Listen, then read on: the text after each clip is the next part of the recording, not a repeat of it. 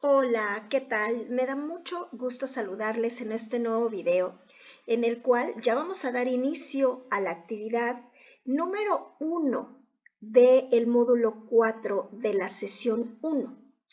Este módulo 4 lleva por nombre Actos y Sociedades Mercantiles. Dentro de la unidad número 1, Contratos Civiles, y esta sesión va a hablar de los contratos en particular en una primera parte. Ahorita voy a explicar por qué y cómo se va a dividir. Solamente voy a abordar la actividad número 1 porque considero que es un poco larga y vamos a irla desglosando y desmenuzando una a una. Esta actividad 1 habla o vamos a platicar acerca de los elementos de existencia y de validez de los contratos. Me voy a ir a la parte de la introducción. En esta primera parte se va a enfocar el estudio a los contratos preparatorios, a los contratos de traslado de dominio y los traslativos de derecho de uso, goce y disfrute. ¿Sí? Es muy importante ver este tema. Sí, aquí vamos a señalarlo. Ay, perdón, este mouse.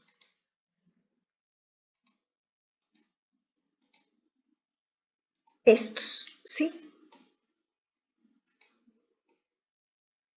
Ajá. El Código Civil regula los contratos en una clasificación. Primero, los contratos preparatorios. ¿Cuáles son los contratos preparatorios o los que están dentro de esta clasificación? Es el contrato de promesa.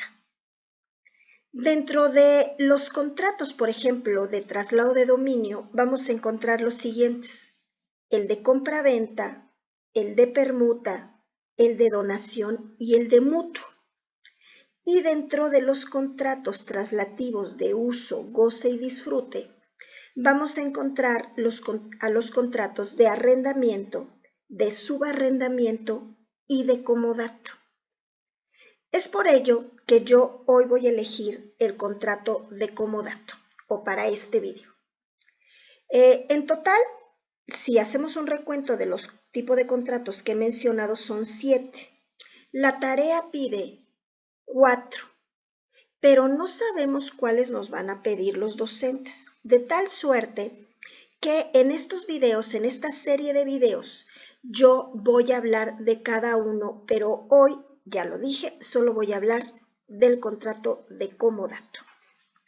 Voy a hacer de los demás porque no sabemos cuáles nos van a pedir y yo quiero que ustedes vayan preparados y listos. ¿Ok? Bueno, vamos a iniciar entonces con esta actividad.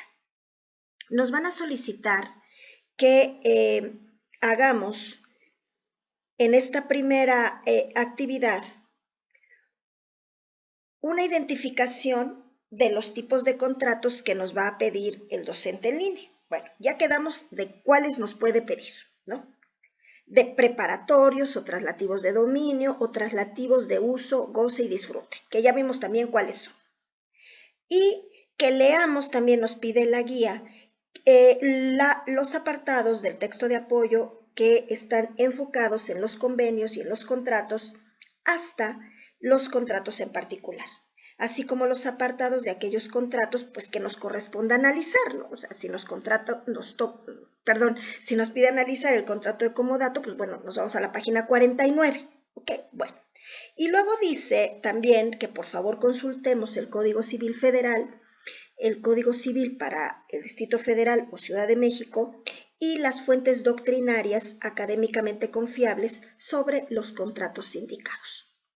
Entonces, bueno, pues ya sabemos qué códigos vamos a usar, qué normativa vamos a aplicar y podemos apoyarnos en el texto de apoyo o también podemos recurrir a la bibliografía que ya está publicada en Facebook, o si ustedes tienen algún otro libro, o si sus docentes en su momento les dan otros nombres, otros títulos, bueno, pues habrá que acudir a ellos. Por lo pronto, yo voy a platicar acerca de esto con base a la investigación que yo he realizado. Entonces vamos a hablar primero de los elementos de existencia de los contratos. Esto ya lo vimos también, ya hicimos un aterrizaje en la sesión número 7 del módulo 3, ¿sí? Recuérdenlo muy bien. Y ya vimos también que los elementos de existencia son imprescindibles, por lo que si se carece de alguno de ellos, no se pueden llegar a producir efectos jurídicos. Al respecto, el artículo número 1794 del Código Civil dice lo siguiente. Aquí lo vamos a ver. ¿Sí? Yo, como dice la instrucción, hable usted de los códigos y también hable usted con bases doctrinarias. En este caso, voy a platicar acerca del artículo 1794 que dice que para la existencia del contrato se requieren el consentimiento y el objeto que pueda ser materia del contrato. ¿Ok? Bueno. Y vamos a hablar en general del consentimiento. Dice también el Código Civil en su artículo 1803 que el consentimiento puede ser expreso o tácito. Expreso cuando la voluntad está manifestada de manera verbal, por escrito o por medios electrónicos, ópticos o por cualquier otra tecnología o por signos inequívocos. Y puede ser tácito si resulta de hechos o de actos que lo presupongan o que autoricen a presumirlo, excepto en los casos en que por ley o por convenio la voluntad deba manifestarse de manera expresa. O sea, ¿cómo? De manera verbal o por escrito o por medios electrónicos, ¿sí? Si no, pues podrá ser tácito. Ahora bien, es importante destacar que el consentimiento es un elemento, es un requerimiento para la existencia de un contrato, ¿sí? Y traigamos a la mesa también que un contrato consiste y el consentimiento en el acuerdo de voluntades de dos o más personas que tienen por objeto producir ¿qué? Consecuencias jurídicas. En el consentimiento hay una autonomía de la voluntad mediante la cual se va a dar el reconocimiento a la libertad que la persona tiene para decidir acerca de si crea o no derechos y obligaciones. Y tendrá que ajustarse a los límites que impone la norma jurídica o el interés público. Recordemos que todo lo que no está prohibido está permitido. Sin embargo, también vamos a ver más adelante que todo lo que hagamos en un contrato tiene que ser lícito. Ahora, vamos al segundo elemento de existencia de los contratos, es el objeto. El Código Civil Federal, en el artículo 1824, dice que son objeto de los contratos la cosa que el obligado debe dar. 2. El hecho que el obligado debe hacer o no hacer. Y el artículo 1825 dice que la cosa objeto del contrato debe de ¿qué? De existir en la naturaleza. Debe de que también ser determinada o determinable en cuanto a su especie. Y 3, estar en el comercio. Esto es muy importante que lo tengamos en cuenta. Ahora vamos a hablar de la solemnidad. La solemnidad es necesaria en determinados actos jurídicos y es considerada también, ya lo hemos mencionado en la sesión del módulo anterior, que algunos doctrinarios la visualizan como un elemento de existencia. Sin embargo, no se encuentra prevista en la legislación, pero si se omite puede generar la inexistencia del acto jurídico, pero no su nulidad. Ahora bien, la solemnidad es considerada el conjunto de formas de carácter externas al acto jurídico en los que se plasma la voluntad de los contratantes. Actos en los que a veces la ley exige para que existan, como por ejemplo que el matrimonio, el cual, de no realizarse en presencia del juez del registro civil, se considera como un acto inexistente. ¿Ok? Bueno, ahora vamos a empezar con el contrato de comodato. Después voy a seguir con los otros 6 de uno por uno, pero si no, si hacemos todos juntos a la vez, pues nos vamos a fastidiar en este video y ya no vamos a entender lo que se quiere transmitir. Entonces vamos poco a poco, al fin todavía tenemos mucho tiempo. Bueno, yo sé que piden 4, pero yo voy a compartir los 7. Vamos a hablar, como ya dije, contrato de comodato. ¿Qué dice la legislación al respecto en el artículo 2497, ya sea del Código Civil Federal o del Código Civil de la Ciudad de México? Dice que el comodato es un contrato por el cual uno de los contratantes se obliga a conceder gratuitamente el uso de una cosa no fungible. Ahorita que veamos el objeto vamos a explicar el tema de no fungible. Y el otro contrae la obligación de restituirla individualmente. ¿Okay? El comodato es un contrato en donde los contratantes, o sea, el comodante y el comodatario, contraen una obligación acerca del uso de una cosa no fungible. Por parte, ¿quién da ese bien o cosa no fungible? El comodante. ¿Quién la recibe? El comodatario. Y este se obliga a restituirla individualmente. ¿Okay? Bueno. Ahora, ¿cómo es el consentimiento en un contrato de comodato? Es el acuerdo de voluntades entre el comodante y el comodatario sobre la creación de obligaciones de dar, consistentes en transmitir o conceder el uso temporal y gratuito de una cosa no fungible por parte del comodante, y las de usar y restituir la cosa en el plazo convenido o cuando sea requerida la cosa por parte de ¿quién? ¿Quién tiene que restituirla? El comodatario. ¿Ok? Bueno. Se divide, yéndonos ya a definir el objeto, en directo e indirecto. El directo es la creación de las obligaciones y el indirecto es la transmisión temporal del uso de un bien no fungible de una cosa cierta y determinada.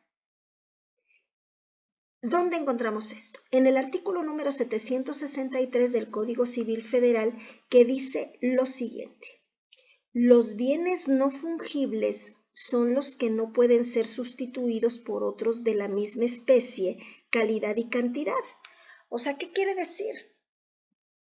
Que si el objeto del contrato de comodato es un bien inmueble, el bien inmueble número XYZ, ¿sí? Ese es el bien que se debe otorgar al comodatario el uso, goce y disfrute.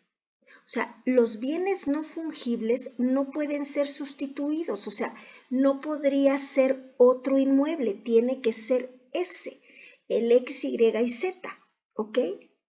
No puede, aunque haya otro de la misma especie, de la misma calidad y de la misma cantidad, no se puede cambiar, tiene que ser exclusivamente el X, Y, Z, ¿ok? Bueno, ahora, vamos a hablar de la solemnidad dentro del contrato de comodato. De manera general, quiero puntualizar que los actos solemnes o solemnidades externas tienen como finalidad la protección de los intereses privados, ¿sí? Por eso, y en muchos casos, se busca la solemnidad de ciertos actos jurídicos. Por ejemplo, un contrato de comodato preferentemente debe hacerse por escrito, en el momento en el que se consiente el uso gratuito de la cosa no fungible por tiempo determinado y la contraparte asume la obligación de restituir la cosa al concluir el tiempo determinado. Este deberá realizarse con esa solemnidad a través de ¿qué? De una escritura pública, y más tratándose de un bien inmueble. Sin embargo, también hay que destacar que el contrato de comodato no contempla solemnidad alguna.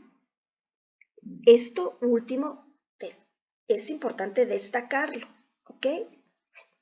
Ahora, vamos a hablar a continuación en la siguiente página de los elementos de validez de los contratos. ¿Cuáles son esos elementos de validez? El contrato, el Código Civil Federal en su artículo 1795 dice, ahora sí, que el contrato puede ser invalidado, ¿por qué? Por incapacidad legal de las partes o de cada una de ellas, por vicios del consentimiento, o porque su objeto o su motivo o fin sea ilícito. También ¿por qué? Porque el consentimiento no se haya manifestado en la forma que la ley establece. Entonces, ¿qué es lo primero que tenemos que ver en un contrato, el que sea, ¿no? La capacidad legal de las partes. ¿Ok? Bueno, y hablando de la capacidad legal de las partes, vamos a mencionar lo siguiente. El artículo número 450 del Código Civil Federal dice que tienen incapacidad natural y legal ¿quiénes no están capacitados legalmente? Los menores de edad. Y en el punto 2, los mayores de edad que estén disminuidos o perturbados en su inteligencia, aunque tengan alguna afección, aunque tengan intervalos lúcidos. Sí, de repente estoy lúcido, sí, y de repente no. Ajá. Y aquellos, ahora sí retomo, que padezcan alguna afección originada por enfermedad o deficiencia persistente de carácter físico, psicológico o sensorial, o por la adicción a sustancias tóxicas, como cuáles, bueno, pues como el alcohol, como los psicotrópicos o los estupefacientes, siempre que debido a la limitación o a la alteración en la inteligencia que ésta les provoque, no puedan gobernarse y obligarse por sí mismos o manifestar su voluntad por algún medio. ¿Ok? Entonces, la capacidad legal de las partes está determinada en este artículo que es el 450 del Código Civil Federal. La ausencia de vicios del consentimiento. Vamos a hablar del artículo 1812 del mismo código. El consentimiento no es válido si ha sido dado por error, arrancado por violencia o sorprendido por dolo. Entonces allí estaría viciado el contrato y tiene que estar como ausente de vicios del consentimiento. El tercer elemento de validez de los contratos, licitud en el objeto, motivo y fin. El Código Civil Federal también al respecto comenta en su artículo 1827, el hecho positivo o negativo objeto del contrato puede ser como, o debe ser como, debe ser posible y debe ser lícito. Y el artículo como complemento número 1828 dice así, es imposible el hecho que no puede existir porque es incompatible con una ley de la naturaleza o con una norma jurídica que debe regirlo necesariamente y que constituye un obstáculo insuperable para su realización. ¿Okay? Lo expresa muy bien el artículo 1827 y 1828. Ahora, vamos a hablar de la formalidad. El Código Civil, también federal, en su artículo 1832, y también pueden mencionar el 1833, el 1834, el 1834 bis, dice el 1832. Retomo. En los contratos civiles, cada uno se obliga en la manera y término que aparezca y que quiso obligarse, sin que para la validez del contrato se requieran formalidades determinadas, fuera de los casos expresamente designados por la ley. Ahora bien, vamos a hablar de la capacidad legal de las partes en un contrato de comodato. ¿Ok? Bueno, para efectos de celebrar un contrato de comodato, se debe contar con capacidad para ¿quién? Pues la persona que sea propietaria de los bienes y que no incurra en los casos de incapacidad legal que señala el artículo, por ejemplo, 450 del Código Civil, que ya lo mencionamos con anterioridad. Ahora bien, en caso de que se lleve a cabo a través de un representante legal, deberá contar ¿con qué? Con un poder para actos de dominio o para actos de administración que incluyan una cláusula especial.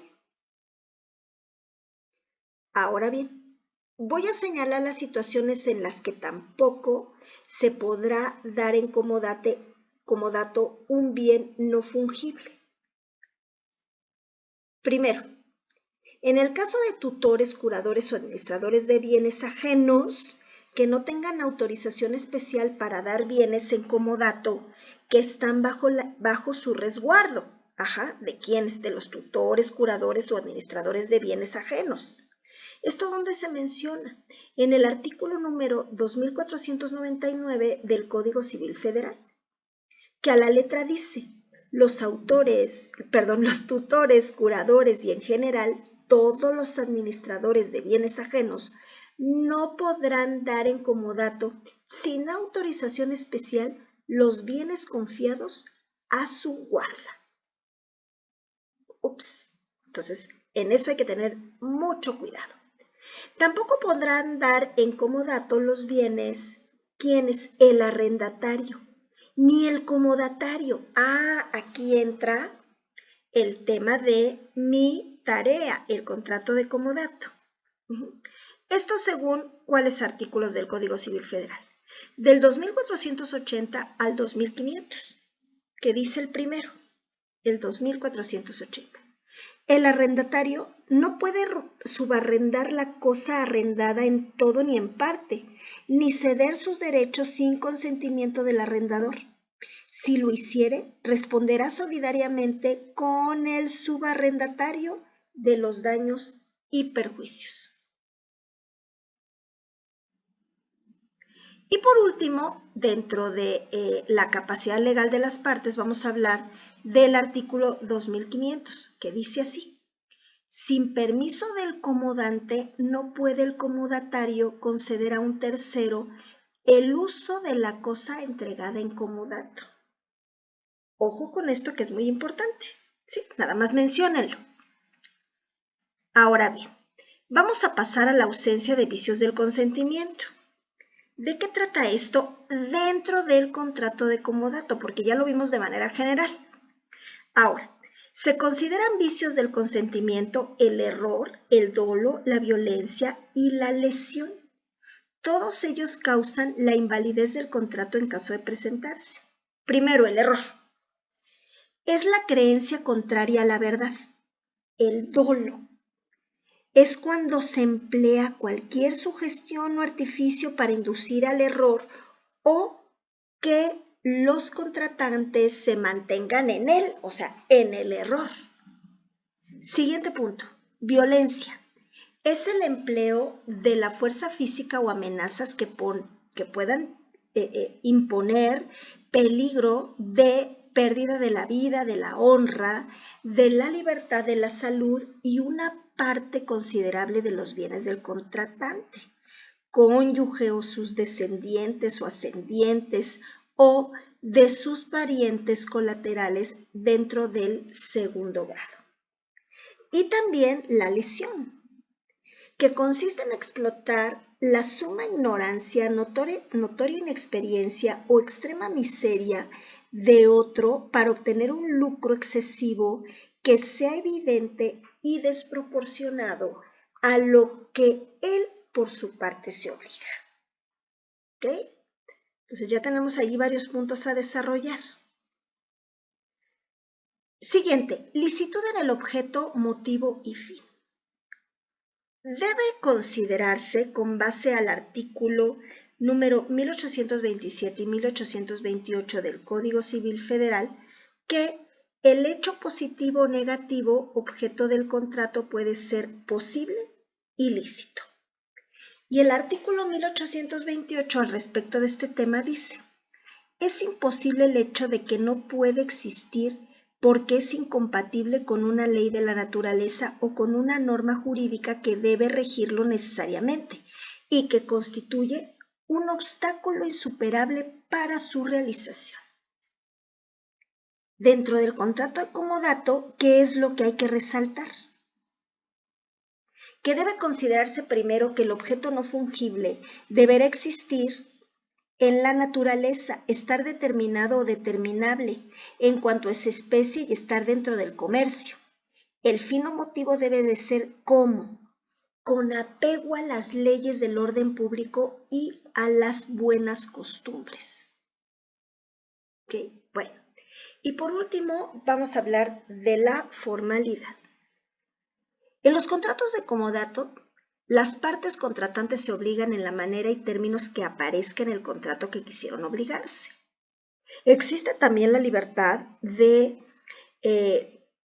forma para la celebración de este contrato. ¿En virtud de qué? De que puede ser verbal, en contrato privado o por medio de escritura pública. También es importante cumplir con las formalidades que la ley impone. Por ejemplo, que sea por escrito de manera preferente, para evitar problemas futuros. ¿Sí? Ahora bien, con esto estamos finalizando la primera parte de esta actividad 1, porque acuérdense que nada más estoy hablando del contrato 1, que es el contrato de comodato. Nos falta el contrato 2, el contrato 3 y el contrato 4, más los otros 3 que yo les voy a dar de regalo, para que complementemos todo.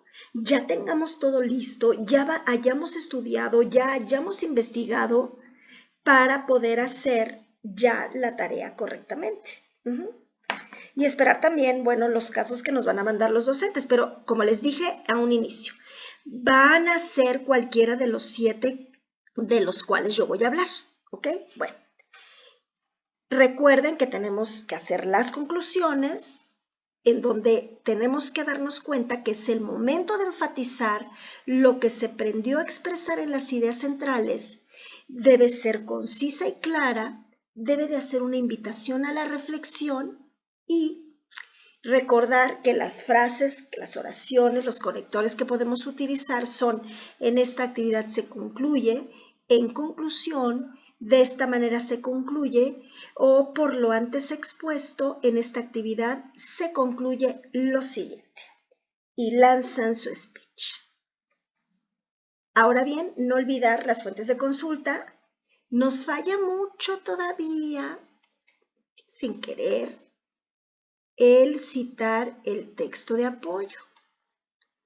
UNADEM, paréntesis 2020.unidad1.contratosciviles.recuperado de, y allí podemos insertar la URL de nuestro PDF, pero no la URL que ya está en nuestro archivo dentro de nuestro disco duro, sino recuerden que es la URL, la primera, donde buscamos el texto, nos aparece y nos genera también una URL, ¿ok? Bueno, y entonces, pues con esto finalizamos el análisis del contrato de comodato exclusivamente de la actividad 1 del módulo número 4, que se titula Actos y sociedades mercantiles.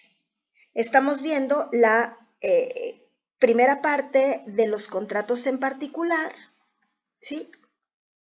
Ya vimos todo este análisis con base en la legislación y en la doctrina. Y con esto vamos a finalizar esta primera parte. Mañana vamos a hacer otro contrato y así sucesivamente hasta, ya lo mencioné, hacer 7 contratos.